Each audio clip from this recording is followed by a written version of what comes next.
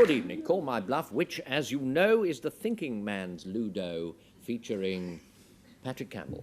Thank you.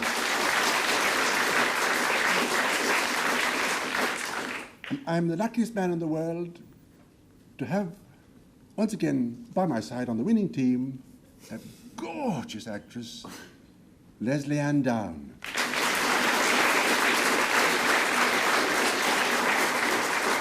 And doubly lucky all over again to have Mr. Anthony Valentine.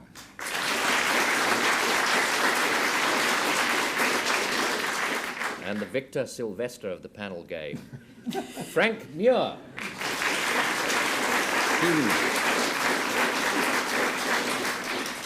Luck doesn't come into our side of the house. I chose my companions, and they are, again, as last week, the journalist and novelist Jilly Cooper,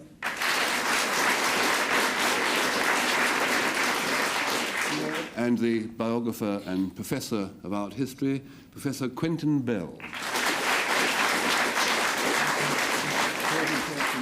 Now, I do this, and what happens, what nearly happens, there, good lads, we get a word. It's Valinture, but it'll be pronounced every which way. Now, Patrick and his team are going to define Valinture 3 different ways, 2 false, 1 true, and the true one is what Frank and co are going to try and pick out. So what about this word, Patrick?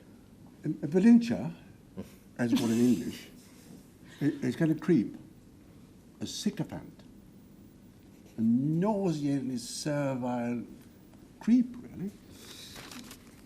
As scholars of the French language probably know, I hope Professor Bell has some knowledge of the language. It comes from an old French word, which is called, pronounced in French if I can say it, Valincher, just made it, which means to make obeisance or to bow. Simple little matter. To make a basin? No, to make a basin, so thick. Right. Gotcha. Now, Anthony Valentine, tell us all. A Valinture is probably, or possibly, better known as a Westbury russet, it being an apple, and first grown at Westbury in Wiltshire. It's one of the most densely fleshed and heaviest of apples, necessarily, and had it fallen onto the bonds of Isaac Newton, the course of history might not have been what it was today. Valinture. Right, now, Lesley, your turn. Valinture, it's an instrument that's used by vintners and brewers.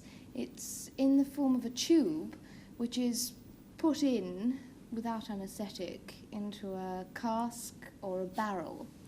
And the person that's desperate of a drink can then draw off the liquor within and have one through the Valinture. Right, I've got you there. Well, it's kind of a sycophant. It's a kind of an apple, big heavy apple, and a sort of pipette that you stick into a barrel of drink and draw it off thereby. Frank Muir. No trouble at all. It's transparently obvious. I don't think it's... No. We can... Paddy's French creep, I think we can dismiss instantly. Doucement. Whether it's this vintner's enema for wine, or apple is the thing.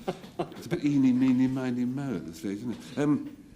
I say it's the tube. It is an... sort of pipette thing. Yeah. Yeah, that's what she said. It was Lesley-Anne, true or bluff? Without much confidence, but there we are.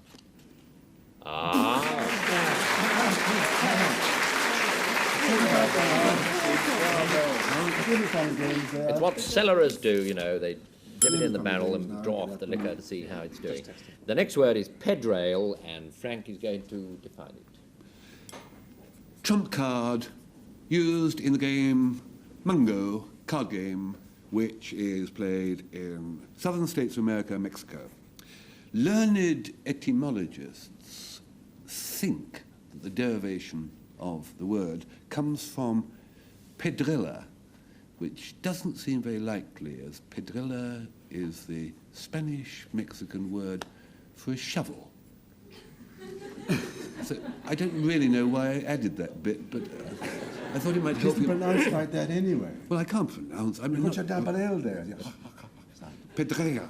Exactly. Pedrea. No, not quite, but it'll do anyway. Ah, this is what they call in the army laying down smoke. Quentin Bell, your turn. Well, pedrails kind of gumboots for tractors. I mean, when the tractor finds itself in a difficult situation, it puts on these, as it were, boots, pedrails, and this carries it along over difficult ground. I think it's invented since about 1902 or thereabouts, and that's it. The pedrail. It helps you to walk through difficult terrain if you're a tractor. Yes, well, yeah, if you're a tractor, that's right. You've got to be a tractor. Jilly Cooper.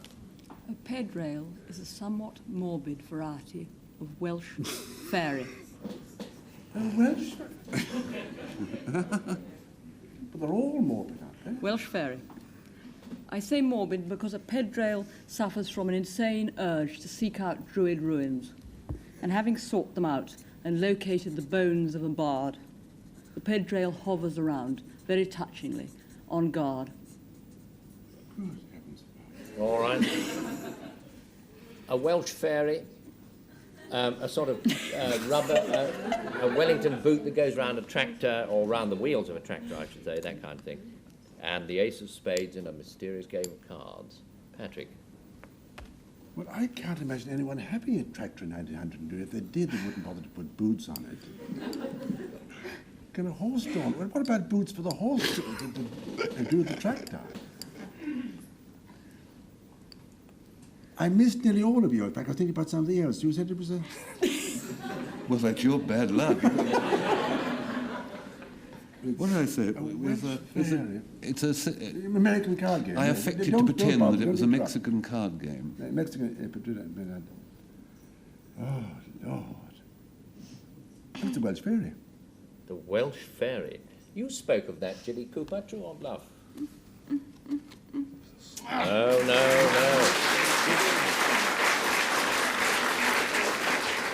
Nope, wasn't that. Who gave the true definition? Voila.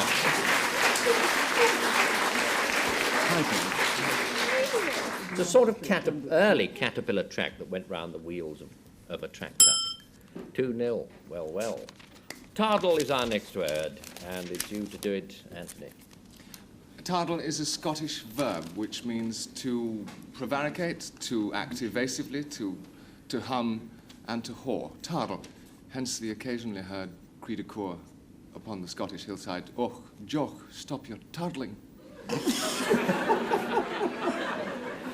Nice to get a bit of dialect in the show. It wouldn't be the same show without the dialect, would it?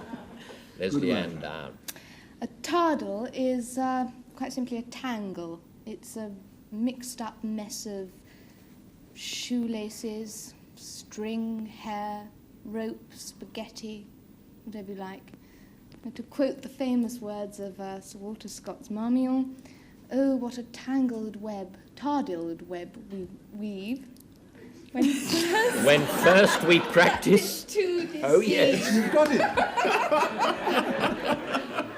That's about as apt a quotation as we've had here. Very good indeed. Yes. Patrick. Advice from an old manual on the art of ploughing. Don't. In our notes here, it says, if your plough irons do not bite the earth enough, be sure you are hanging too heavily on your tardle. Because a tardle is the handle of a plough, but it can also be the handle of a wheelbarrow. So, it's a kind of a tangle into which Lesley-Anne Down got herself so charmingly. It's also to be evasive, it's also a plough handle. Quentin Bell, choose. What do you think? I'm not sure what the handle doesn't mean most reason. I think quite... Anytime you're ready, lads. Well, Hang on a minute. What do you think? Who is instructing who? Well, rather a tardle around here. Feels like it. Well, anybody might be.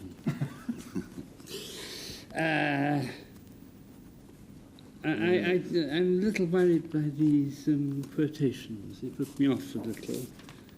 I think I best leave them off. And then there's this man saying, what's it? Hoot, lady, derne tadel. The verb to tardle.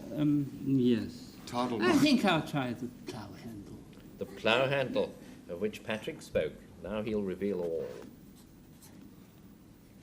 Nothing!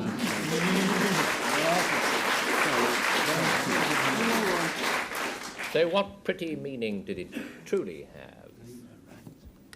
Little tiny. Oh, yes.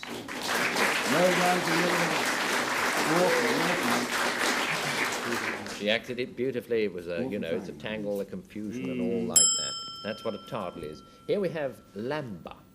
And Quentin Bell, define it if you will. Oh, lamba, yes. Lamba's a drink.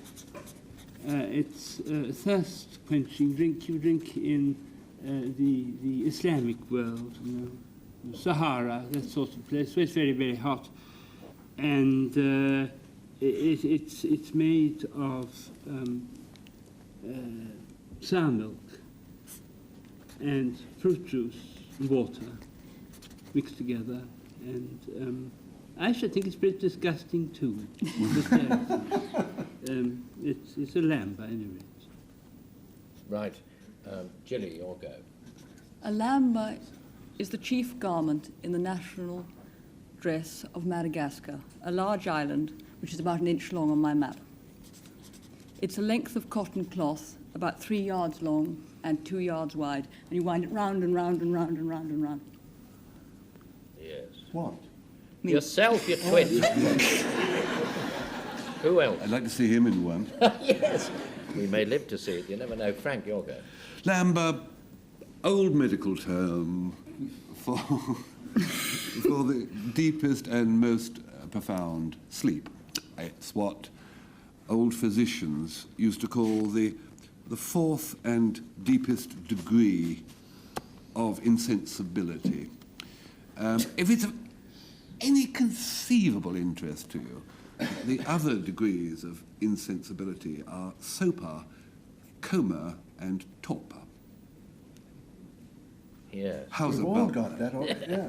Well, it's a very deep degree of insensibility, and there's an awful lot of it about. And it's a Madagascarian dress, and it's a kind of Arabian milkshake. Anthony Valentine. Wait a minute. Well, he's doing it. Yes. Well, my He colleagues... doesn't care a hoot what you think.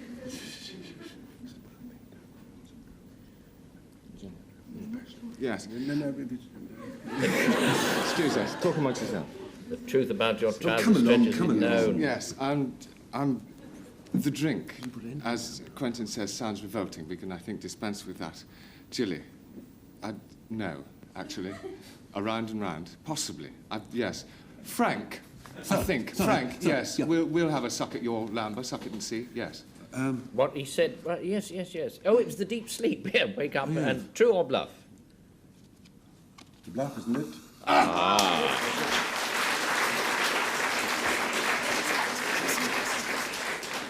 Nothing much to do with that. Something else was the true one. Who gave it? Jilly Cooper did.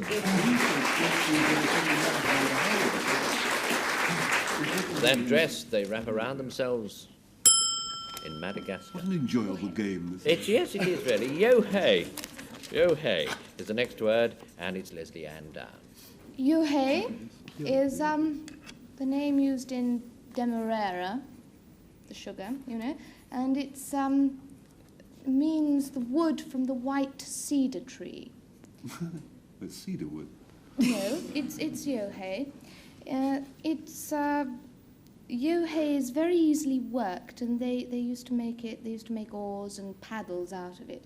It's also got a lovely smell, which means that when they had their oars and paddles, they got a nice pong every time they breathed in. It's lovely, and it's not addictive. That was a mercy. Next. Patrick. Yohei! No. Thank you. Anthony. It's a red Indian exclamation of pleasure.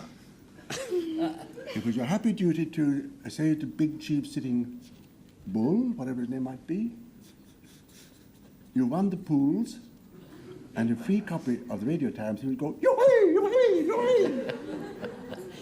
And I bet he'd do it just like that too. Yes, Anthony, your go. Yohei or Johei is an attack by unfriendly tribesmen. In fact, Jezel tribesmen. It's an assault by certain Afghan warriors. It was in the course of a Yohei or Johei in the region of the Khyber Pass that the then Lieutenant Winston Churchill probably had his first bullets fired in anger. Okay, it's a kind of assault, as described. It's a sort of cedar wood, and it's an exclamation of great joy by a Red Indian. So I'm very Jilly worried about Cooper. this expression of joy by an Indian. I have a feeling that... So on the other hand, I'm also very intrigued by that assault. And then there's the cedar wood.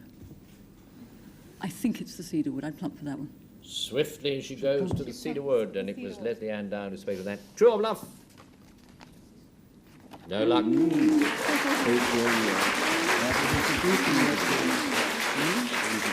Keeps it a very close game. Need to know now who gave the true definition.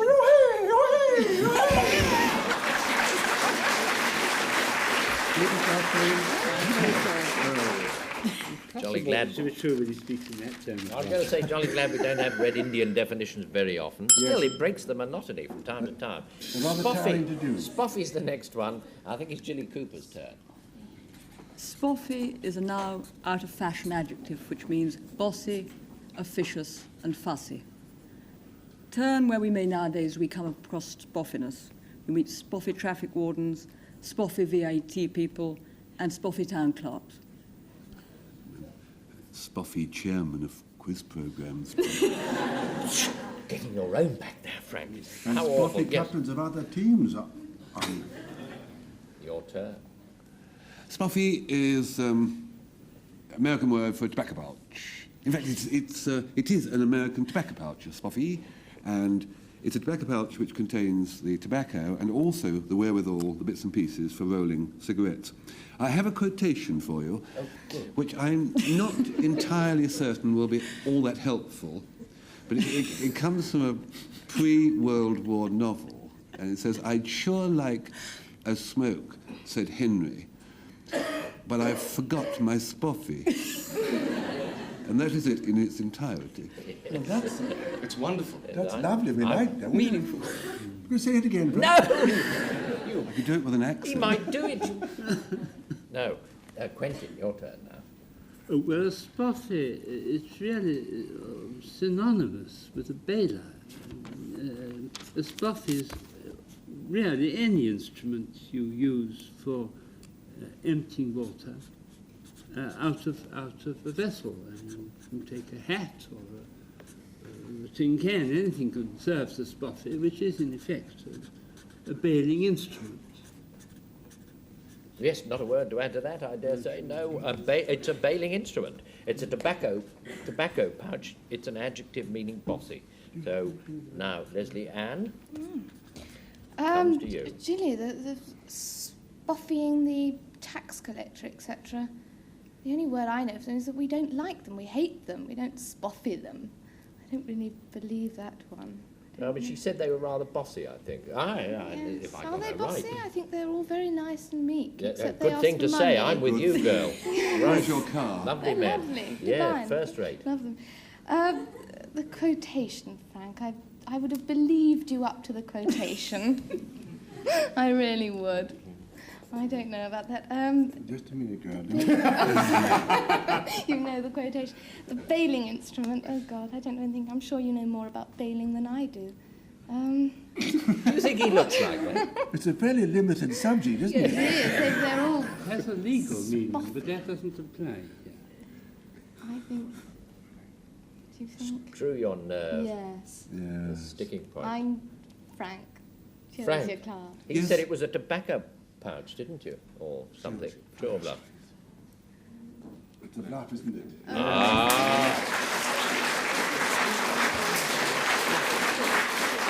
No, wasn't that. Own up. Who did it? Not that. Yes. What a nice game this is. Spoffy means bossy. Yes, 4-2. Yes, I think you're making a comeback here, Frank. Walder. I is haven't the been next away. word. Oh, I wish I'd said that. Patrick, your go. A walder is a weed that grows in cornfields. Very dense, as in kind of kill the young corn. Now, many farmers call the walder the buddle. And many another farmer calls it the bodle. But between bodles and buddles and walders, the poor young corn has got no chance of any kind unless you eradicate the walder or the buddle or the bodle. Yes. Corny, but good.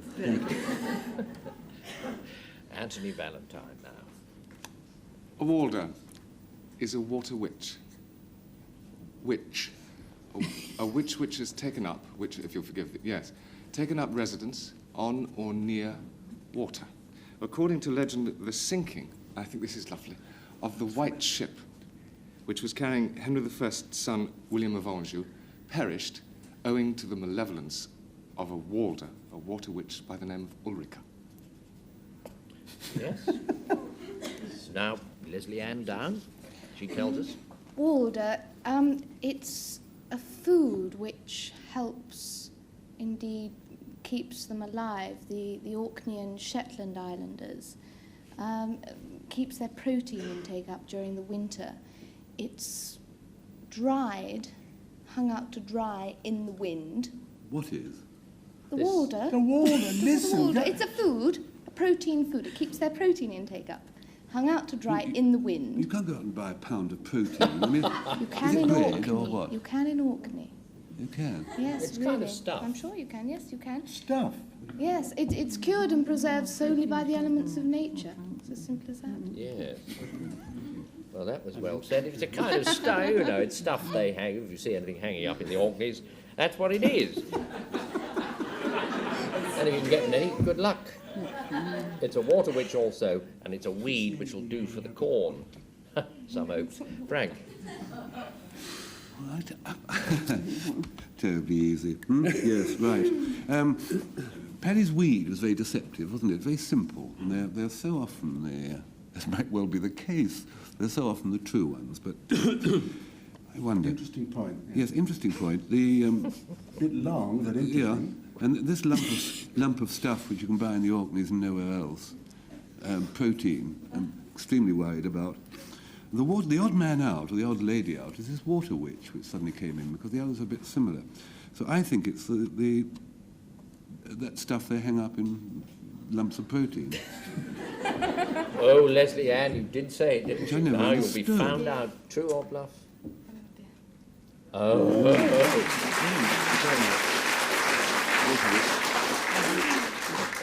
The vaguer she made it, the more certainly she deceived you. Who gave the true definition? Was it the buddle or the bodle or the bottle or the water? that boy. Yes! It's the weed. It's the weed that chokes the corn. 4-3, a very close game. Kaloya. Frank, your turn. Kalaya is a sort of a black-clad monk which you find in Greece. Actually, particularly a black-clad monk belonging to the ancient order of St. Basil. Now, Lord Byron met one such in 1812. Made overtures to him because he's 10 out of 10. What? Yeah, just liked it. that's all. And because he apparently was entertained, because I got a quote here, but I can't find it. Oh, yes. It's page 93, the quote. No, 94. I wrote it down here, because a quote from Lord Byron, quote starts here, nor rude is he, nor niggard of his cheer, end of quote. 1812, Very Lord Byron. good. I'm glad we Worse have. than It's in the book. Spoffy, isn't it? It's in the book. That's important. Yeah, made overtures to him. That's excellent, Frank. Quentin, your turn. Thank you. Canaillère, I think is the right pronunciation. It's an evil-smelling marshy pond. and it tends to be unsavory and generally nasty. The name derives, we get it through the Americans. It was the Cadaillères, which were the ponds that contained the Anopheles mosquito, which caused yellow fever, malaria and yellow fever, when they were excavating the Panama Canal. And this name Cadaillères became Anglo-American and means stagnant ponds, nasty ponds. That was actually interesting.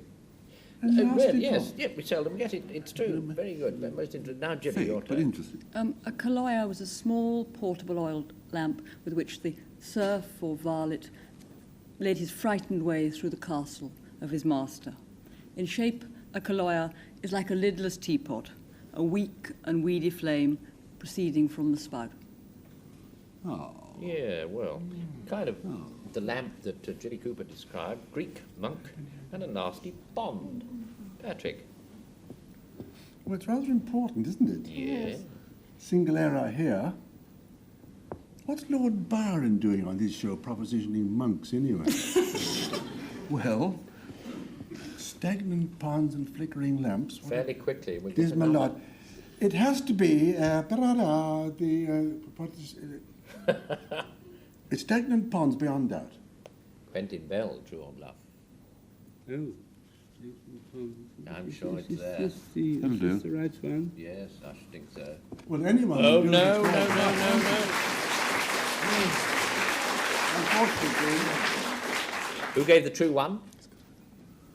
I can't hum the overture. You did.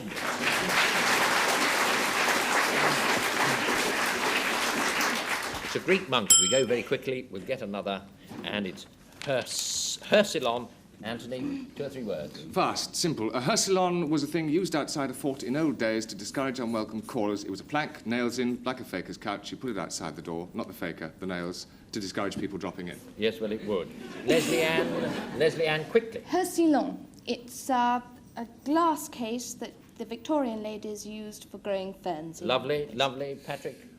it was a narrow cart used in those streets of Yarmouth, Norfolk in the 16th century. Right, an instrument of defence, it seems. A glass case full of fern, as often as not. A horse-drawn cart, or thereabouts. Quentin Bell. Oh, a plump for the Yes. ferns. Plump for the... Well, more the case than the The fern, case than but the yes, fern, I know yeah. what you're getting at. Lesley-Anne, true or bluff? Oh, no, no, no. No, no. 2-1, if you please. It's there! It is indeed the instrument of defence. You laid it down in front of the castle or whatever, full of spikes and all like that, and it rather dissuaded people. So, well, what a close one. What a close one. And I say again, Frank, you have come back, because the score's standing at 5-4. Frank Muir's team has won. Hooray.